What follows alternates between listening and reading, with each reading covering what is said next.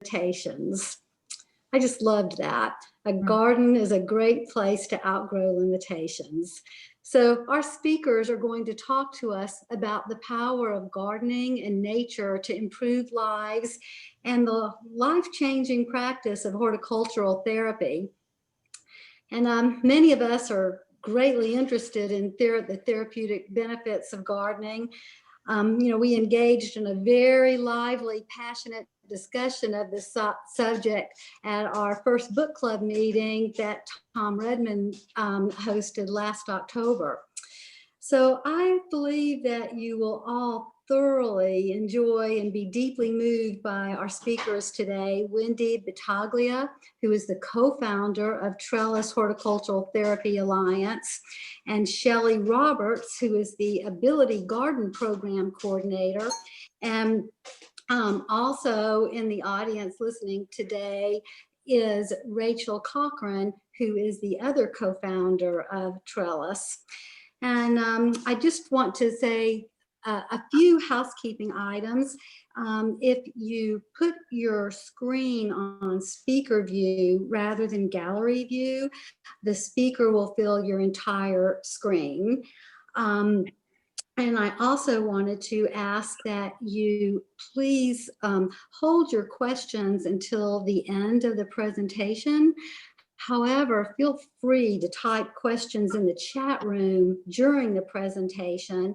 And at the end of the presentation, we will address the chat room questions and take any live questions at that time as well.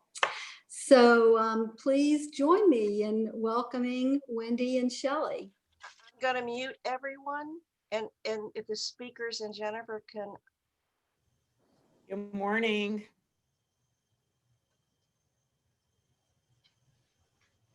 Good morning, everybody. Good morning. We all muted ourselves.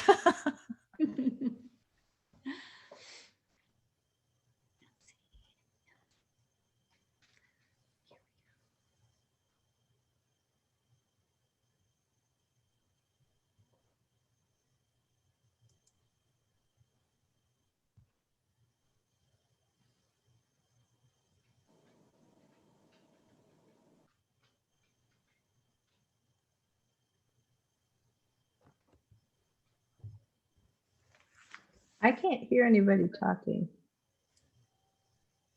I can't either. Oh, I think Wendy is muted. Yeah.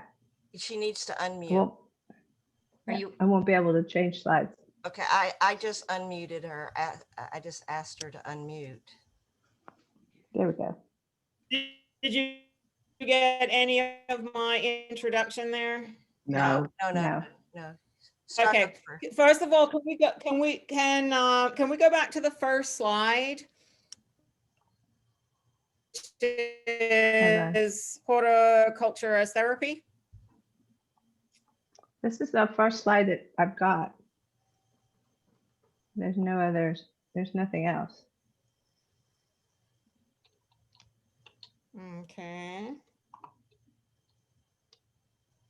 Well, we'll make that work because on mine that's make it work. But first of all, good morning, everybody. It's an honor to be with you guys and to be sharing our passion with all of you guys who I can tell are completely passionate about gardening as well.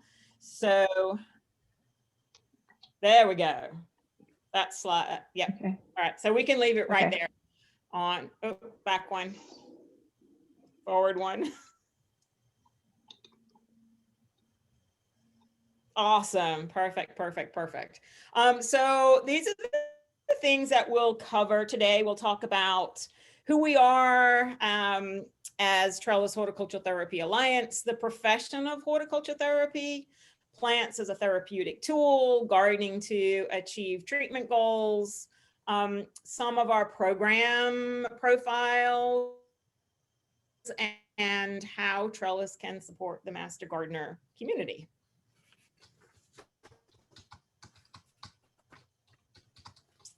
So we can go to the next slide. So our mission at Trellis is to use power of gardening to improve the lives of folks living with disabilities, in particular physical, cognitive, and emotional disabilities. And through that, our goal is to foster independence and creating community. And the reason that is so important is through our experience, we learned that after a disability, whether it's illness or accident or trauma or whatever that might be, people are very disconnected from friends, from family, from community. There is this huge piece of isolation that happens. And I think it's safe to say that this past year, all of us have had a little sense of what isolation feels like and the detriment of that.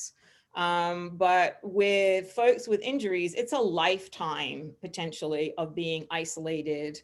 And those have just compounded negative repercussions, like one builds upon the other. And I was just watching all of you as you said hello to each other online this morning, and just seeing the joy, the smiles on your faces. You know, just that sense of community is so powerful. It's extremely powerful. You're not even with each other. So it was beautiful to see that, and a perfect example of how powerful community can be, something to look forward to, something to share, and to share commonalities. And so, you know, if you were a gardener, always been a gardener, and then all of a sudden you have an illness or an injury, to continue to have that gardening community. So we can go to our next slide. So Trellis offers a number of services. So obviously program design, and serving at our base, and I'll talk a little bit more about that. We also go out into the community and serve other organizations.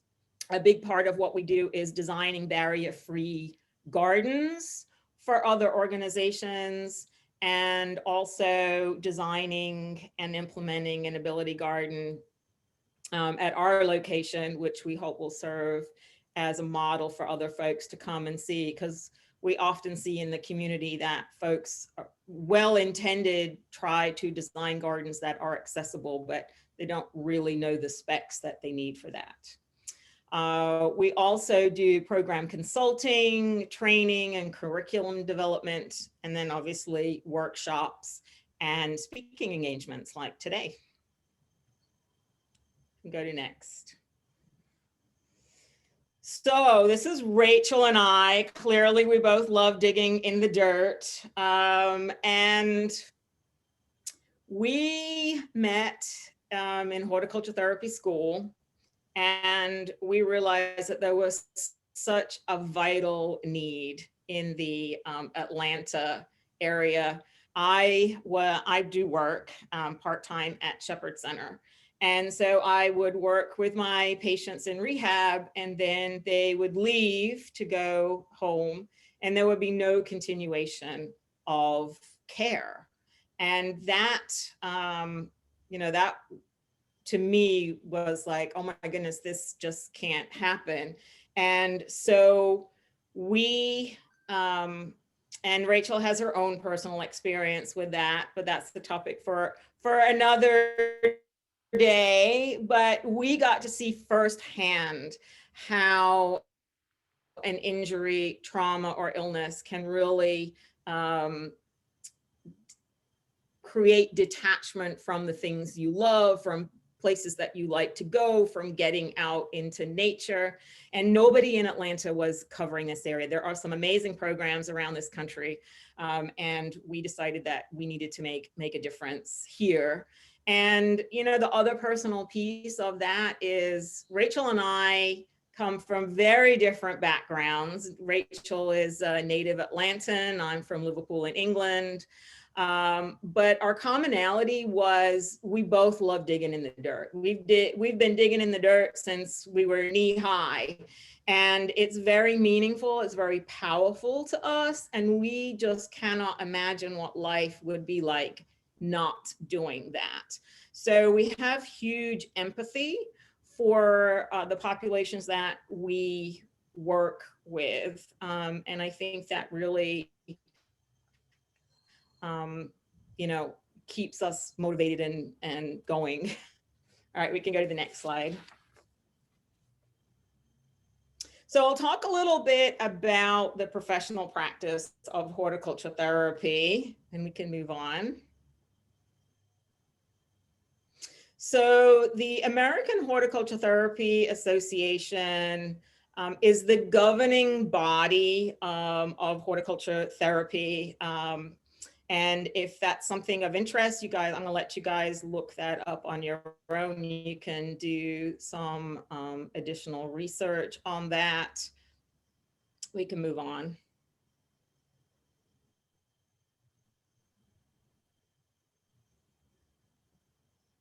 We can go to the next one. To touch a little bit on the difference between horticultural therapy and therapeutic horticulture, to just give you an example of that. Horticulture therapy sets very specific individual goals.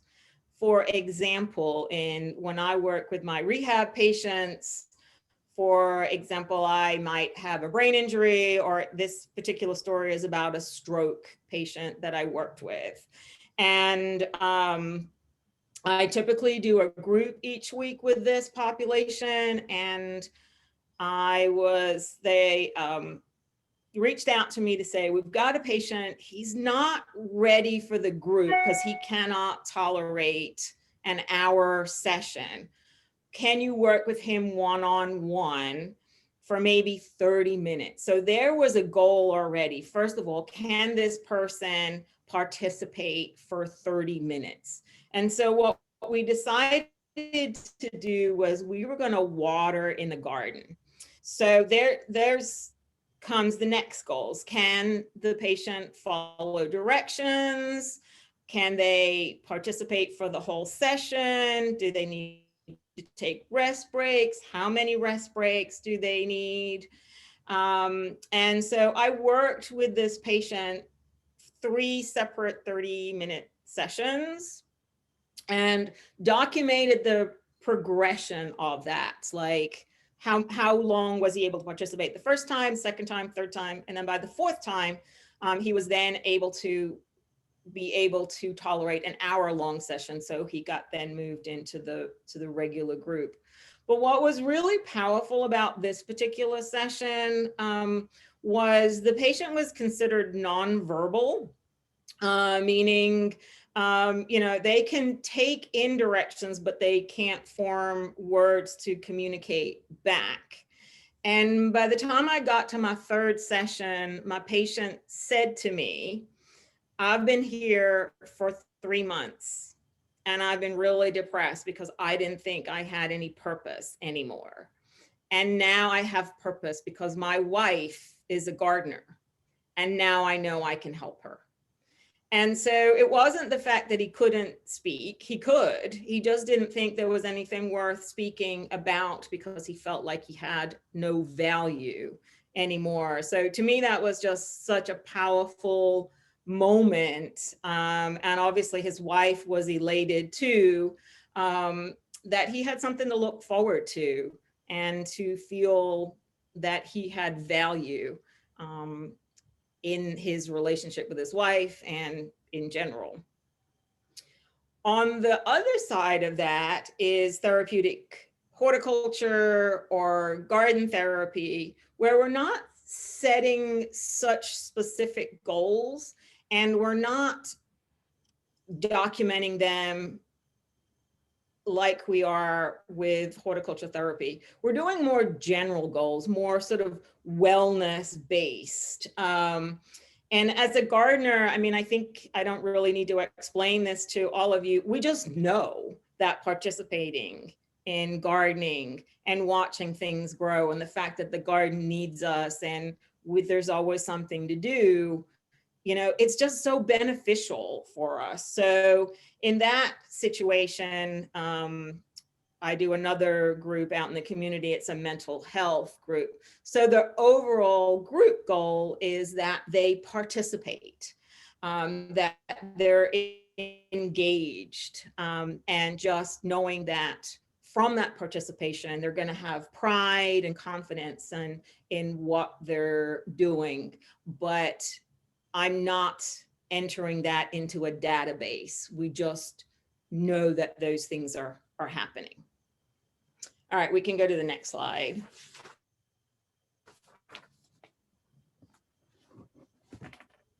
Okay, so this touches on different opportunities for training. Rachel, Shelley, and I are connected to the Horticultural Therapy Institute out of Denver. Rachel and I met while we were in school, and we're so fortunate that we were really close to each other here in Atlanta, and we've been best friends ever since. University of Florida now, and then the New York Botanical Gardens and several others, but it's a very specialized field. I do wish more universities offered it. I wish the certification was easier, but you know, we keep chipping away, and part of our mission too is to advocate for our profession and help others and educate others and keep it moving forward. You can go to the next slide. So where is horticulture therapy practiced? So as you can see here, lots of different applications and areas. As far as trellis, like I said, we talked about mental health, and we have several senior programs. We also have a prison program, which is absolutely been an incredible journey for Rachel, and that could be a program in and of itself. The garden there is absolutely incredibly magnificent and has so many benefits that there isn't even time to delve into all of that. And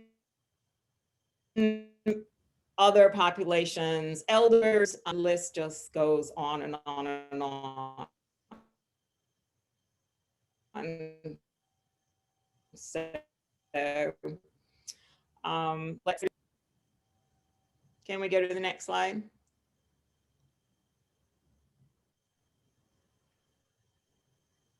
Did I lose you guys? Okay. So plants as a therapeutic tool. So now we are starting to see more and more research on the therapeutic values.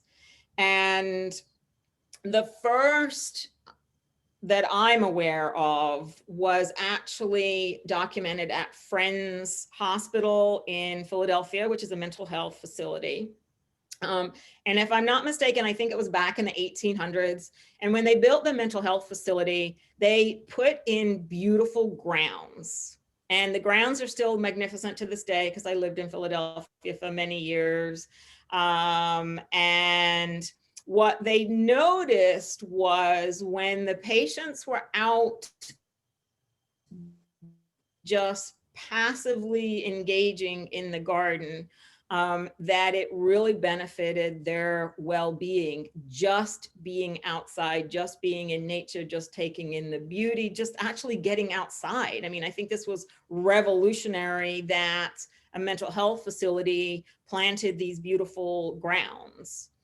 And then the next really big breakthrough was in 1984 with Ulrich, and he studied several thousand folks that were in hospital and documented that patients that had a view from their room that was green, lush, and inviting actually healed faster. and required less pain medication. So if you think about that, like that is, but then take it to the next level and take that patient outside to actually have physical contact in it. So, it's just a very powerful way to treat. And then I heard from Jennifer that you guys, or several of you in your book club, read The Well-Gardened Mind, and I just started reading it myself. And, that's, again, could be a whole other topic of conversation right there. And then one of the books that I particularly loved was The Blue Zone. And that was a research on populations around the world that live to be 100 and are physically and cognitively well. And what they found was they had different diets, they were different parts of the world, but there was these clusters. And one of the commonalities was that they were gardeners. And so you think about physical exercise connected to other gardeners, being outdoors, pride, engagement, all of those types of things. And then also eating what you're growing has huge health benefits too. All right, we can move on to the next slide.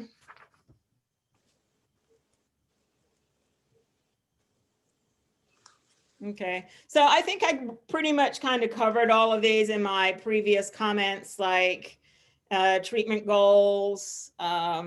Stroke survivor is physical strength, but also cognitive strength, like reconnecting those basic kind of abilities that not only do you need for gardening, but you need to take care of yourself. Being able to feed yourself and grip something is the same as gripping a tool and being able to dig in the dirt. So there are a lot of goals that are about gardening, but they're also about being independent in your daily life too. And then I work with veterans with post-traumatic stress, and Trellis also this spring will be offering that as one of our new treatment modalities. And again, it goes back to the social isolation, and veterans really need to have a sense of purpose, and they really need to have a sense of camaraderie because they've got such a unique experience that nobody else can really kind of relate to. So that is a very powerful group. And then, special ed and autism. And I think Shelley's going to talk a little bit more about that program that we have. So I'm going to skip on to the next one. Okay, so types of therapy programs. Recovery and illness we talked about, vocational, which we're hoping to start a vocational program this year, and then just general social and well-being. All right, we can move on.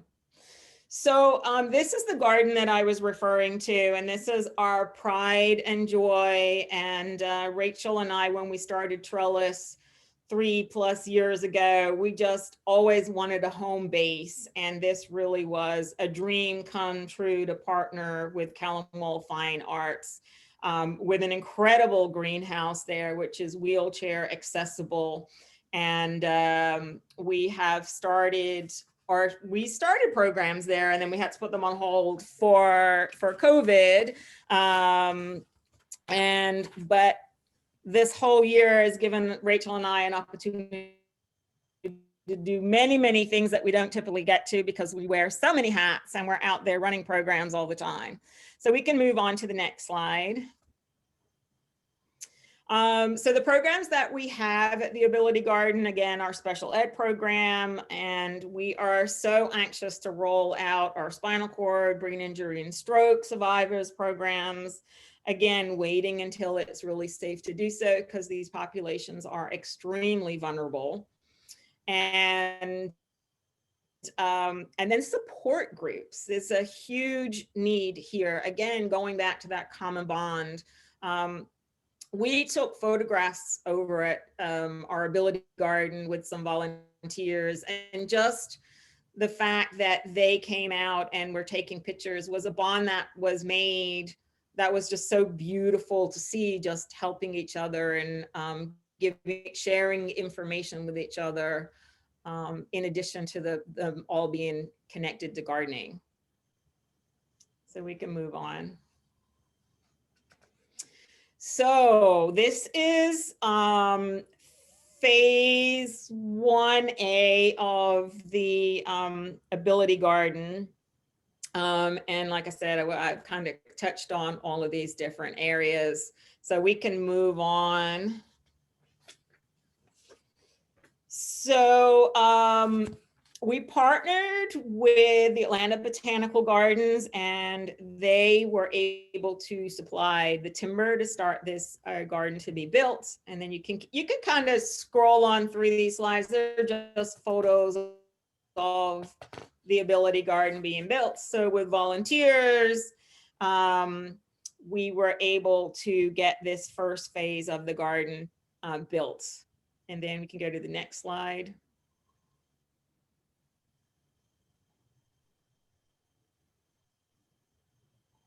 And the next one. Okay, so this is a really, back one.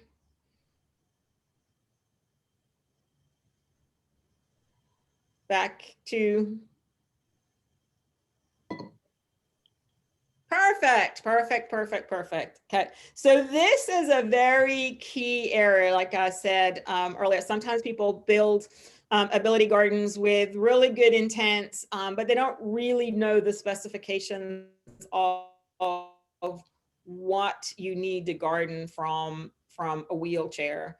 And so this is a big area of our education and design work, is the specifications that make this really user-friendly and barrier-free gardening for folks in a wheelchair. And then we can go to the next slide. And then obviously having an accessible ramp for especially a power chair. Sometimes a manual chair can bump up on a curb, but a power chair, there's just no way that that can happen. And the same thing with that ground covering, which is decomposed granite. A manual chair with some adaptations can make it through grass, but a power chair just cannot make it through there. So you really need a wide surface and a compacted surface in order for them to actually even get out into the garden. So I'm going to hand over to Shelley and let her talk about her programs that she does at the Ability Garden. Hi, everybody. It's good to be here today.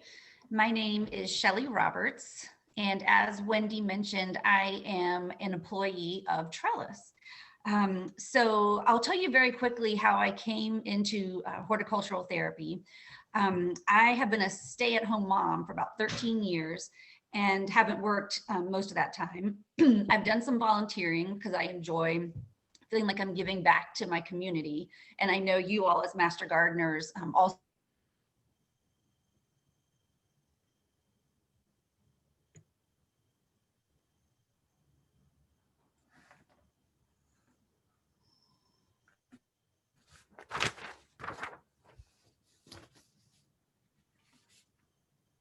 That I took the, can you all hear me now? Yes. Okay, I took the Master Gardener program here in DeKalb County and became a Master Gardener like you all. And during that time, I read a book by Atul Gawande. Some of you may have heard of it. It's called Being Mortal. And that book is really about how we take care of our elders. But to me, it's also about how do we take care of people who have a lot of limitations and may be isolated and not able to do the things that they would like to do. And his book talks about how important it is to bring joy and purpose to these people who may be isolated or who don't have the abilities that they used to have or that a lot of other people have. And for me, that made me think about my love of nature and the joy that I take in nature and how I could bring some of that joy and that purpose to other people who have a hard time accessing it. So I started looking around and asking questions and found this group called Trellis and learned about the wonderful services they offer to people who otherwise couldn't easily get out into nature. And I started volunteering with Trellis about 2 years ago.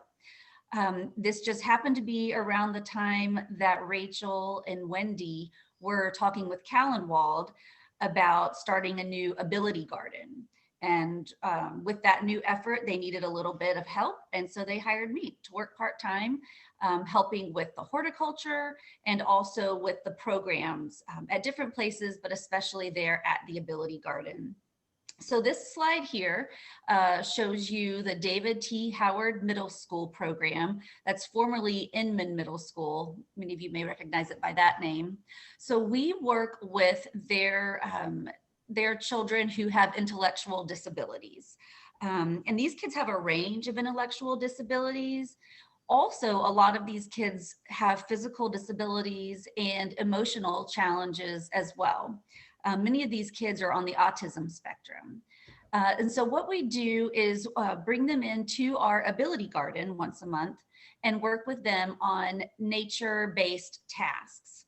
And Wendy talked earlier about having group goals for this kind of program, which is really a therapeutic horticulture program. And so group goals for this class is something like just them learning to tolerate being in a new environment, not the same classroom that they go to every day. Also learning how to take instruction from new faces, because we're not their normal teachers. And how to tolerate these things, which are challenging for them. But the thing is, it's also fun. They're learning how to tolerate difficult things while they're doing something really enjoyable and purposeful in the garden. Another really important thing for these kids is this program can enhance their self-esteem because they are learning to take care of something else. These are kids who have to be taken care of a lot in their day. And it's really powerful for them to learn how to take care of something else and see that they can be responsible for something else and make some life grow. A really good thing that we do with these kids, because they come every month, we can 1 month have them plant seeds inside in the greenhouse, plant some seeds. We water those, take care of them. They come back the next month and it's a seedling. And they take that seedling outside and plant it in the Ability Garden. They come back a month later and they see it growing. And over the next few months, it's growing and they tend it. And then eventually they get to harvest that and eat it. And that's really cool for them to go through that process and see that this little seed they planted has become this food that they can eat. It's really powerful for them. One story that I will share about this particular program that's really dear to my heart is there's one girl who comes every month and she's nonverbal. She doesn't speak. Like Wendy said, she can understand what's being said to her, but she can't speak. And she also doesn't make eye contact. She's extremely shy. And one day she was out in the garden and I gave her a kale plant and I showed her how to plant it in the garden. And she thought that was really cool. And she pointed to another kale plant. So I gave it to her and she planted that one. And then I turned away and next thing I know, she was tugging on my shirt and pointing to more plants. And so she ended up planting about 5 or 6 kale plants. And every time she would finish one, she would tug on my shirt and point to another one and then show me what she did. And when she was done, she clapped and she was looking at me and she was making eye contact and really excited. She ran and grabbed her teachers and showed them the ones she had put in the ground. And then when she left our program that day, she was skipping. It was really awesome to see this girl who wouldn't look at us to start to communicate and be comfortable and make eye contact. That's one of my favorite stories from that particular program. We can move to the next slide. And this is still, these are a couple more pictures of the kids at the Ability Garden. So we can move on through more kids in that program. And we can, okay, so we also have programs that we do offsite, especially from before we had the Ability Garden. We got a lot of these programs going. So if we can click to the next slide. So this program is Mercy Housing in Reynoldstown here in Atlanta. And Mercy Housing is a low-income independent living community. This particular facility was only built a few years ago, and they installed what they thought was a handicap accessible garden. But as Wendy said, even though they were doing their best and really wanted this to work out, they didn't know exactly what their clients would need. And so the garden they put in just wasn't really accessible. The beds were too low, they were too deep, and their clients couldn't reach across the beds to plant. So they connected with us, and we came in and modified those beds, making them taller, putting benches around so clients could sit and lean over to work. And then that worked out really well. And this resident started a garden club that meets once a week. And our wonderful helper, Tony, goes and works with them. And they really enjoy spending time together, gardening, telling Tony what they want him to do. It's a real social time for them every week to plan on doing this. And then what we've learned as part of this program is that they need, not only do they need the garden that we put in, that we helped put in, but they also need support to make this program work.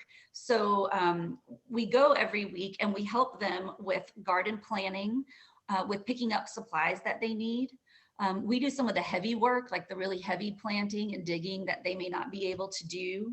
And then we go once a week and help keep things on track. It's really helpful for them to have us come each week and make sure things are getting watered, make sure we're not having a pest problem. They need help in order to keep that going. But then they tend it during the week. And it gives them something to do on a daily basis to come out and tend their garden. And then what's really fun about it is, so these are seniors, and most of them are from rural communities in the South. And they often grew up on a farm or with a large backyard garden, and they love to tell us all about their childhood and their farm. And they love to tell me how their mama did it. I think because I'm a lot younger than them, they think it's really fun to tell me, this is how my mom grew the okra, and this is how my grandma did this with the peppers. And they give me tips and hints. It's really fun. And then they also love to tell me how to cook all these vegetables we're growing.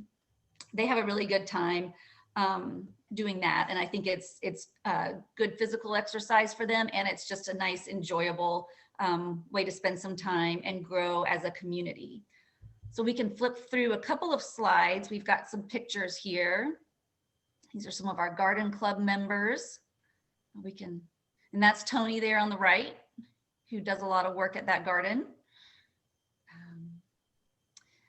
And then we come to Sarah Care, another program that we have. These are elders in an adult daycare program. And this program is held in basically in a really large room in a strip mall. It doesn't have windows. I think it has some windows in the door, and that's all. So there's no daylight in there. There's no outdoor space except for a really small deck they have on the back. So when you think about it, these elders are in this room probably 40 or 45 hours a week with no access to the outdoors. And that's the kind of thing that I think is really sad. I know if I had to live 40 hours a week with no access to the outdoors, I would be a sad person. So what we're trying to do is bring some nature and life into this space. This population is really cognitively diverse. Some of them have dementia, some of them have had strokes. And so a real challenge for us to figure out each month what activity we can bring in that everyone will be able to do. Luckily, we have someone on the inside who helps. Her name is Miss Sadie, and she's an employee there, and she helps us actually do these programs with these people and help them get their activities done. And that's, it really helps us out a lot.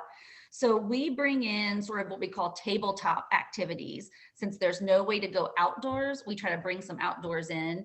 You can see in this picture here, we brought in sunflowers and we harvested the sunflower seeds, and then we roasted them and shared them. Sometimes, we've brought in big packs of collards for them to, strip the collards off the stems, and then we cooked them and shared them. Different kinds of activities like that.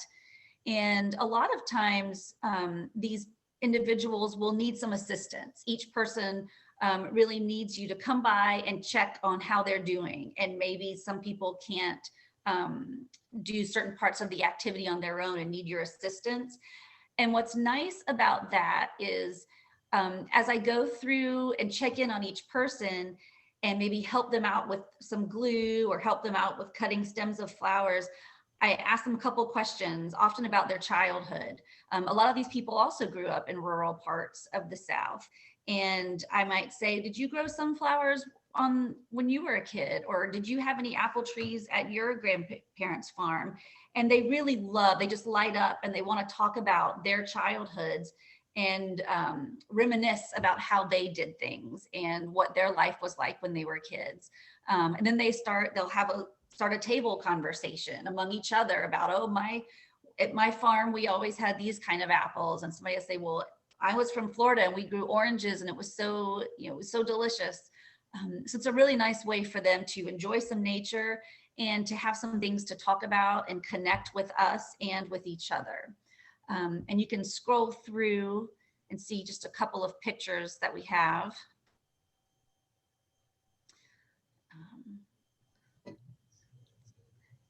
So those are the programs, those are some of the programs that I work on with Trellis. And now I'll turn it back over to Wendy to talk about the cottages. Okay, thank you, Shelley. Well, one thing that Shelley reminded me of, I did not share the fact that I too am a master gardener. I was with Forsyth County, and then I transferred last year down to Central Fulton. And of course, have not met anybody. And so I'm feeling a little kind of disconnected myself, not having those interactions with my new master gardener craziness going on in the world. So I really look forward to getting connected with those and building my own new master gardener community. But my program out at the cottages on Mountain Creek is a mental health facility. And this particular group present very well, again, like Shelley said, there's kind of there's a wide gap in cognitive function. Some of them will function, and there's usually about 8 in the group. 4 of them are probably going to function more like they have a brain injury. And then the other group are like, you don't see cognitive challenges. It's really just totally mental health challenges. But this has been a wonderful program. We do indoor make and take activities, but we also have a really nice garden area. And, the things that we're working on there, are self-worth. Working cooperatively is huge with this population, to have the tolerance to be with each other. And one of the things that I learned in my early training is about sharing supplies, which obviously we can't do at the moment. But back then, just simple things of not having enough pair of scissors for every single person, or not having a trowel for every single person, and then having to just ask, can I borrow that? Can I share that? Is huge. and you know, working on those types of goals of collaboration and being able to, especially out in the garden, to work collectively in the garden. So we can take a look at some of the pictures there. We have a beautiful raised bed garden. Nobody at this particular program has any physical challenges, so therefore the beds can be lower and they're able to sit on the edge there. And then we can go to the next slide. So in addition to the programming we do there, Rachel and I have also done a lot of landscape design there. This was part of a physical therapy garden, and the beautiful, each of these cottages, and they're on a cul-de-sac, so there's numerous 1950s magnificent cottages with all of this incredible land around them. And so we have designed several of the gardens. All of them will be connected by a walking trail. So this was phase one of that garden. So it's just a beautiful space to go out there in. It's also, you know, just physical therapy as well. And then I've also partnered with the Audubon Society, and we've done bird watching out there too as one of our programs. And you know, another one of the goals for this population is just getting them outside, because they spend so much time indoors, and just encouraging somebody to get outside and take in all the beauty of nature. We can go to the next slide. And that's just another shot of the garden design. Okay. So this is a master gardener group that is actually incorporating therapeutic gardening into their program, if anyone is interested in taking a look at that. And then we can move on. And so now we have questions for you, like, do you see a need for therapeutic gardening and accessible gardening as part of our Fulton Master Gardener programs? And how do you think Trellis might be able to support that? And any other general questions? So I'm gonna open this up and hand it over to you, and we can go to that last slide. So thank you.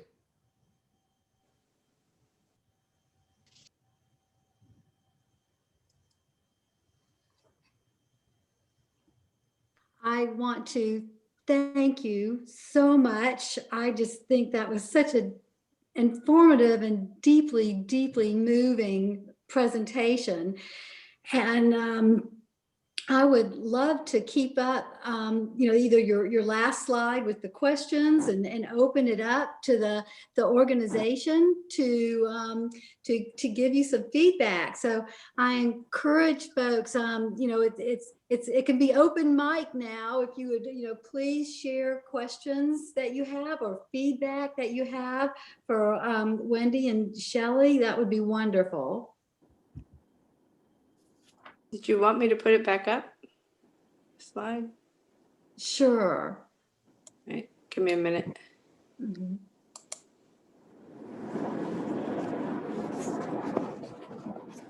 So one of the questions that's in the chat box was the name again of the book that you recommended, Shelley?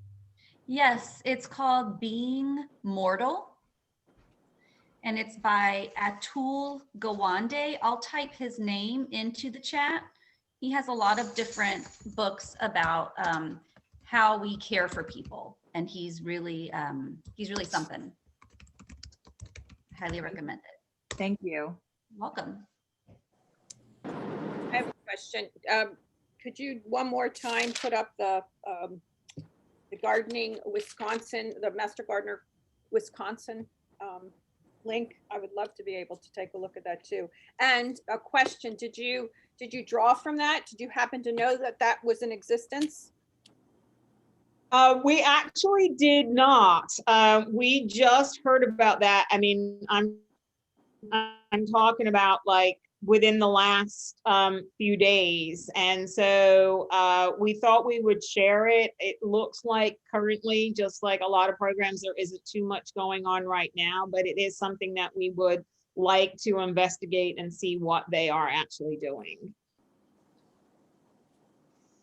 And I have that link that I can send out to everyone as well. And I'm looking at the chat, and Wendy, we have a question about, how do you utilize volunteers? Are you looking for volunteers now, and in what way? We are always looking for volunteers. And we do have currently we have an application on our website to start the volunteer process. And we actually just purchased a new program that volunteers, but there's so many volunteer opportunities, from hands-on in the garden maintenance, program support, and also behind the scenes support. If anyone is just passionate about the larger umbrella of what we are doing, and wants to support any aspect of that, we always need help with that. Rachel and I wear so many hats. We are not experts in marketing or board development or fundraising or any of those types of things. So we're always looking to tap into those areas of expertise too.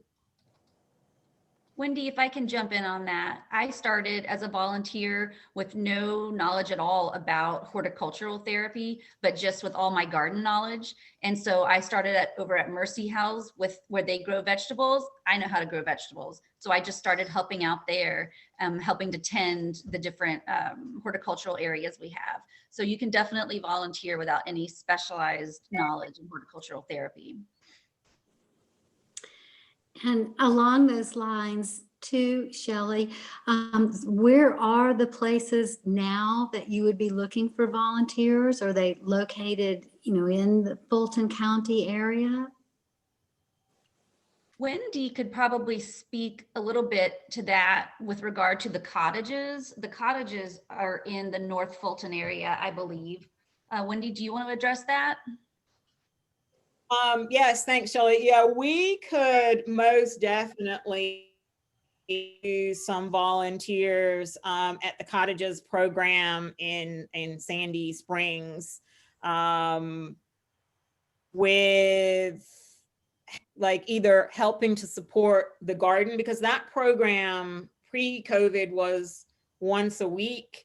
And then I think when we start back up again, it's going to be every other week, which means there's big gaps in there as far as tending to the garden. And Tony, who we saw pictures of that supports one of our other programs, he lives in that area too. So he's very knowledgeable. He's also a master gardener. And so he does help with the garden, but it takes a village, it's not just something that one person can do. And then we always need program support too, like Shelley and I both talked about. We work with such a range of cognitive ability that some people, don't know what's next. Like, you can lay all the things out in front of them and they don't know that the soil goes in there next. And then you've got other people who, they know all of that and they're racing ahead, and you're trying to keep all the group together, and you're trying to meet everybody's needs as well. And then the other piece too is people like that Shelley talked about, is just having that conversation and that support. And there's so much value in just reminiscing about gardening. The nostalgia of gardening is a beautiful quote that I'll probably not get completely correct. And it says, I'm often asked why I garden. And it says, sometimes for the challenge, sometimes for the reward, and sometimes just for the nostalgia. You know, I grew up in England, my parents and my grandparents gardened, you know, theirs was out of necessity of a world war. But when I garden with them and all of those beautiful memories and all the things that they taught me. So the support system can be, you know, just simply being next to somebody and having conversation with them and supporting them with, you know, just very simple steps. And there's always somebody leading the group. It would never be a situation where you would be expected to lead the group. It would always be in a supportive role.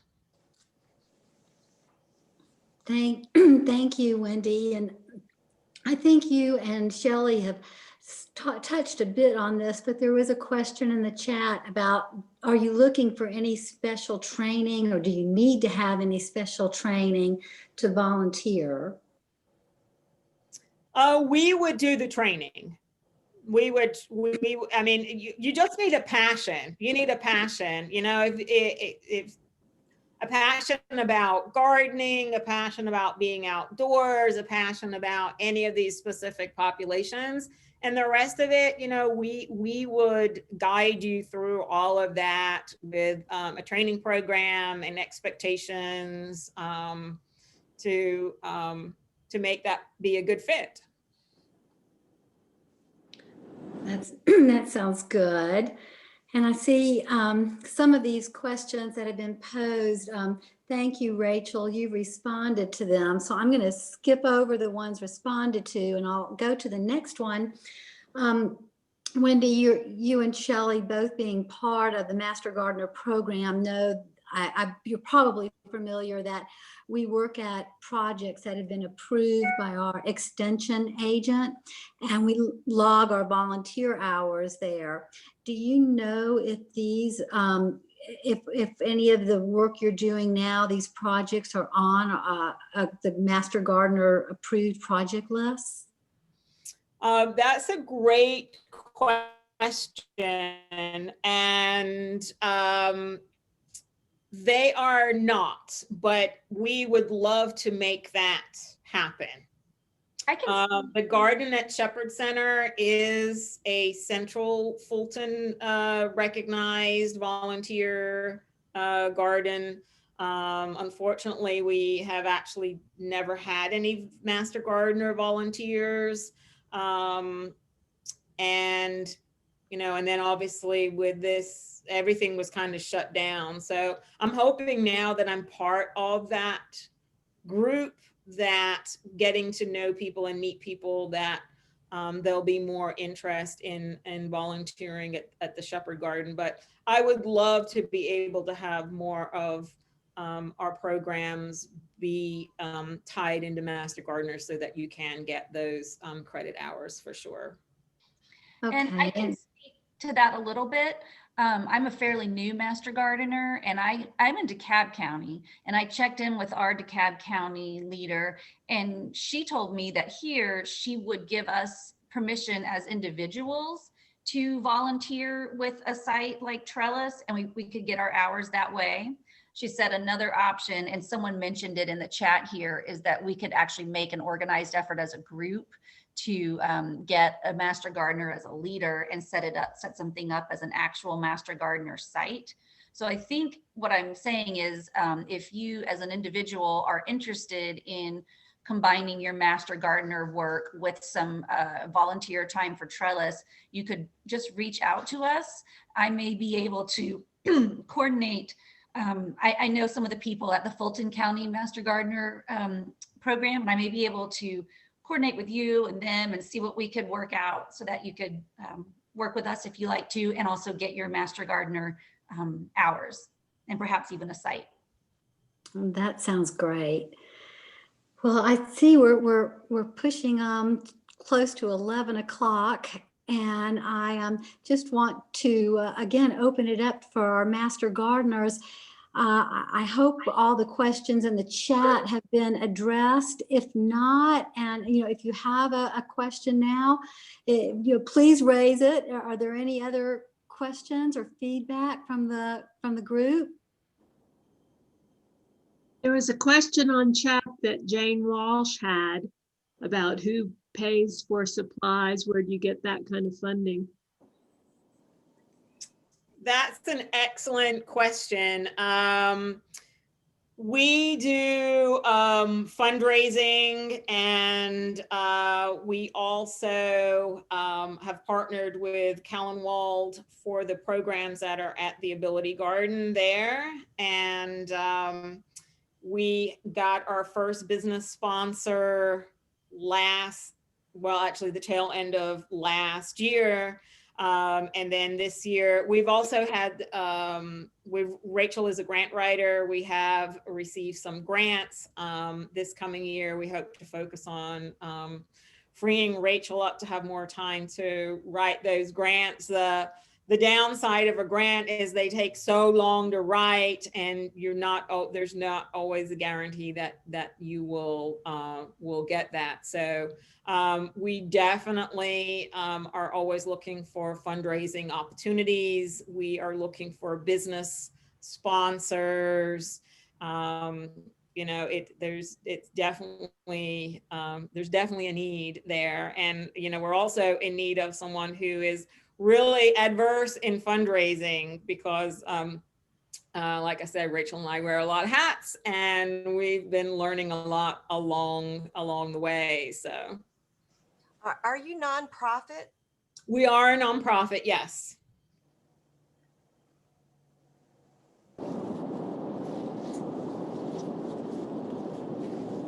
Well, I know, as you had said, Wendy, you guys could probably talk to us about this wonderful topic like for another hour, but we're going to have to move on to the business part of our meeting. I want to thank you all so much, Wendy and Shelley and Rachel, for this wonderful presentation. And I will follow up with y'all